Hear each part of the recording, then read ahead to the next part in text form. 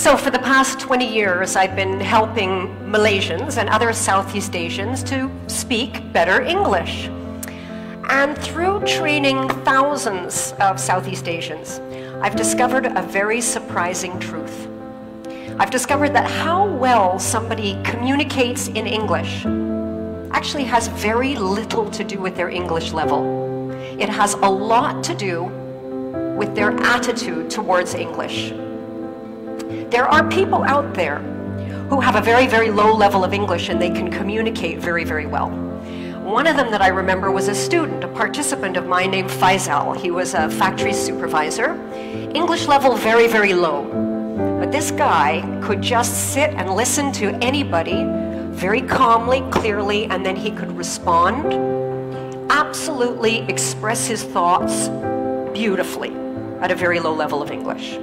So today I want to share with you what is so different about people like Faisal. How do they do it? One day I discovered that answer, and I discovered it quite by chance. It was a day when my computer broke down and I had to go to a cyber cafe. Now, okay, it was my first time, and I discovered cyber cafes are disgusting places, okay? They're really gross, they're smelly, and they're filled with boys, and they're all playing noisy, violent games. They're just disgusting places.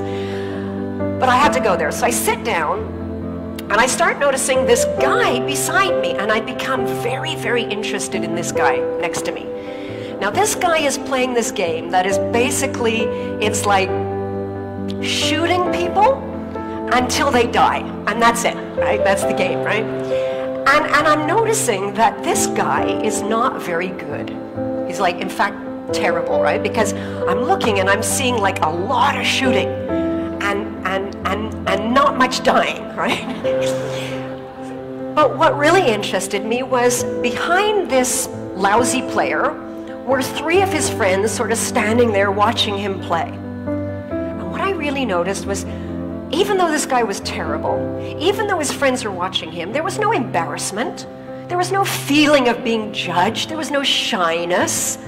In fact, quite the opposite. This guy's like totally focused on the bad guy, smile on his face. All he can think about is killing these guys, right? And I'm watching him and I suddenly realized, this is it. This is the same attitude that people like Faisal have when they speak English. Just like this guy, when Faisal goes into an English conversation, he doesn't feel judged. He's entirely focused on the person that he's speaking to and the result he wants to get.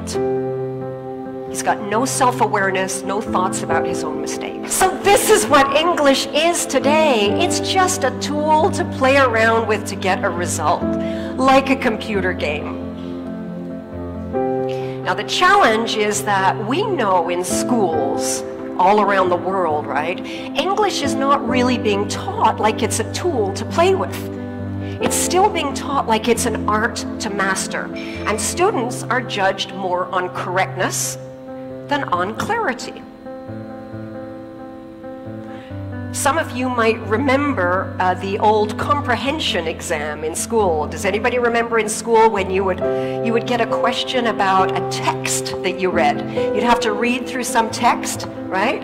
And then answer a question to show that you understood the text. And this may have happened to you, that you showed that you understood the text, but you got a big X because you made a little grammar mistake. Like this student.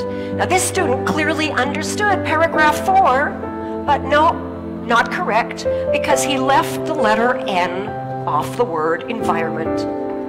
But in the real world, what would matter?